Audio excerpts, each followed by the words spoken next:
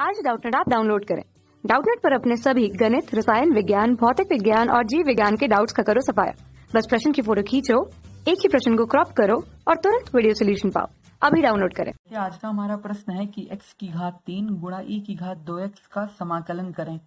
ठीक है, तो मैं इसका समाकलन कैसे करूंगा, मैं देखता हूँ कि ये दो फलनों के गुणनफल का समाकलन हमको करना है। और जब हमको दो फलनों के गुणनफल का समाकलन करना है तो मैं कौन सी विधि से करता हूँ? खंडसा विधि से।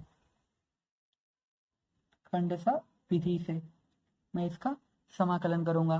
देखिए, खंडसा विधि क्या कहती है कि अगर मेरे दो फलन u और v हैं और मुझे जो है इनका समाकलन करना है, ठीक है, तो मैं अगर u को जो है पहला फलन मानूं और v को मैं दूसरा फलन मानूं तो इनके समाकलन का जो सूत्र होता है वो होता है पहला फलन ऐसे ही गुणे दूसरे फलन का समाकलन ऋण पहले फलन का जो है अवकलन तो du बाई dx गुणे दूसरे फलन का समाकलन फिर जो आया इस पूरे का समाकलन। ठीक है, ये सूत्र होता है अगर मुझे जो है दो फलनों के गुणनफल का जो है समाकलन करना हुआ। अब आपको ये डाउट होगा कि मैं पहला फलन और दूसरा फलन कैसे चुनूंगा, तो उसके लिए मैं जो है इलेट का प्रयोग करता हूँ। तो देखिए, आई का मतलब क्या है? इनवर्स फंक्शन मतलब प्रतिलोम फलन, एल मतलब लॉगरिथमिक फंक्शन मतलब लघुगुणक फलन, ए मतलब एल्जेब्रिक बीजीय फलन, टी मतलब त्रिगोणोमेट्रिक त्रिकोणमितीय फलन और ई मतलब एक्सपोनेंशियल फलन। तो देखिए, इस में जो पहले आएगा उसको मैं पहला फलन चुनने की कोशिश करूंगा। देखिए, अगर मेरा यहाँ पे जो है मेरे फलनों में जो है कोई प्रतिलोम फलन आ रहा हो तो मैं इसको पहला फलन चुनूंगा, अगर नहीं आ रहा तो मैं लघुगुणक फलन की तलाश करूंगा। इसी प्रकार मैं इसके प्रयोग से पहला और दूसरा फलन चुनता हूँ। तो देखिए, अगर मेरा यहाँ पे क्या दिया है, x की घात 3 गुणे e की घात 2x, तो देखिए यहाँ पे कोई इनवर्स फलन है? नहीं है। लघुगुणक फलन है? नहीं है। एलजेब्रिक मतलब बीजीय फलन, तो x की घात 3 क्या है? बीजीय फलन है, तो मैं इसको जो है क्या प्रथम फलन मान लूंगा और इसको द्वितीय फलन मान लूंगा। अब देखिए, अब मैं इसका मैं समाकलन कैसे करूंगा? पहला फलन ऐसे ही तो x की घात 3 ऐसे ही दूसरे फलन का समाकलन।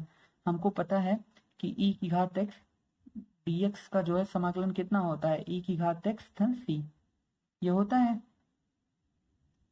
तो उसी प्रकार e की घात 2x का जो है समाकलन कितना होगा? e की घात 2x बटे 2। हमने 2 से क्यों भाग दिया? क्योंकि x का गुणांक 2 था। ठीक है, ऋण। अब देखिए, पहले फलन का हमको क्या फिर करना होगा? अवकलन करना होगा। तो देखिए, x की घात 3 का कितना हो जाएगा? हमको पता है कि x की घात 3 का जो ये होगा, मतलब अगर x की घात n दिया हो और इसका मुझे अवकलन करना है तो ये किसके बराबर होता है? n x की घात n ऋण 1। ठीक है, n x की घात n ऋण 1, तो यहाँ पे x की घात 3 है तो इसका कितना हो जाएगा? 3x की घात 3 ऋण 1 2, तो 3x की घात 2। ठीक है, गुणे, अब देखिए e की घात 2x का फिर से हमको यहाँ पे क्या करना होगा? समाकलन। तो e की घात 2x बटे 2, इस पूरे का हमको क्या करना है?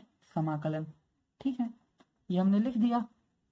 अब देखिए, अब मैं इसको कैसे लिख सकता हूँ? x की घात 3 बटे 2 e की घात 2x ऋण, अब देखिए मेरा 3 बटे 2 बाहर आ गया और अंदर कितना बचा? अंदर बचा मेरा x की घात 2 e की घात 2x dx। ठीक है, अब देखिए फिर यहाँ पे हमारे पास दो फलनों के गुणनफल आ गए, तो मैं इसका फिर जो है समाकलन खंडसा विधि से करूंगा और पहला फलन में किसको चुनूंगा? पहला फलन में जो है इसको चुनूंगा क्योंकि ये बीजीय फलन है और द्वितीय फलन में इसको चुनूंगा। ठीक है, अब देखिए x की घात 3 e की घात 2x बटे 2 ऋण 3 बटे 2।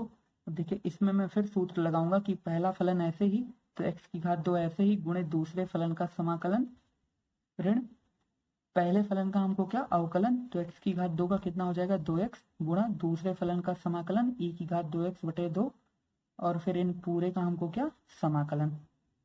ठीक है, हमें देखिए इसको कैसे लिख सकता हूँ? x की घात 3 e की घात 2x बटे 2। अब देखिए -3 बटे 2 से ये गुणा होगा तो -3 बटे 4 x की घात 2 e की घात 2x और देखिए यहाँ पे 2 2 कैंसिल हो जाएगा तो यहाँ पे कितना बचेगा? माइनस को माइनस से गुणा करेंगे तो +3 बटे 2 और अंदर मेरा क्या बचा? x e की घात 2x dx के। ठीक है, अब देखिए फिर मेरा ये जो है दो फलनों का गुणनफल आ गया, तो मैं इसका समाकलन कैसे करूंगा? खंडसा विधि से। इसको मैं पहला फलन मानूंगा, इसको द्वितीय फलन, क्योंकि ये क्या है? ये बीजीय फलन है और ये एक्सपोनेंशियल फलन है। अब देखिए फिर मैं यहाँ पे खंडसा विधि का प्रयोग करके समाकलन करूंगा तो क्या हो जाएगा? x की घात 3 e की घात 2x बटे 2 ऋण 3/4 x की घात 2 e की घात 2x को मैं ऐसे ही लिख दूंगा, धन 3/2, और इसमें मैं जो है सूत्र का प्रयोग करूंगा। पहला फलन ऐसे ही गुणे दूसरे फलन का समाकलन, तो e की घात 2x/2। ठीक है, ऋण पहले फलन का अवकलन, तो x का अवकलन कितना हो जाएगा, 1 हो जाएगा। ठीक है, तो 1 गुणा दूसरे फलन का समाकलन, तो e की घात 2x/2, फिर इसका क्या करना है हमको, समाकलन। ठीक है, तो अब देखिए x की घात 3 e की घात 2x/2 ऋण 3/4 x की घात 2 e की घात 2x। अब देखिए अंदर में गुणा करूंगा तो 3/4 x e की घात 2x। अब देखिए प्लस गुणा माइनस, तो -3, देखिए 2 दूनाई 4, और अंदर क्या था, e की घात 2x। e की घात 2x का समाकलन कितना होता है, e की घात 2x/2 धन c1 आ गया। अब मैं जो है इसको सरल कर लूंगा, तो x की घात 3 e की घात 2x/2 ऋण 3/4 x की घात 2 e की घात 2x धन 3/4 x e की घात 2x ऋण 3/8 e की घात 2x धन c। c क्या है, c एक चर राशि है। तो हमने इस सवाल का खंडसा विधि के प्रयोग से, क्रमागत खंडसा विधि के प्रयोग से हल कर दिया। धन्यवाद। कक्षा 6वीं से 12वीं से लेकर नीट, IIT, JEE वो एडवांस के लेवल तक 1 करोड़ से ज्यादा छात्रों का भरोसा। आज ही डाउनलोड करें डाउटनेट ऐप या व्हाट्सएप करें अपने सारे डाउट्स 8400 400 400 पर।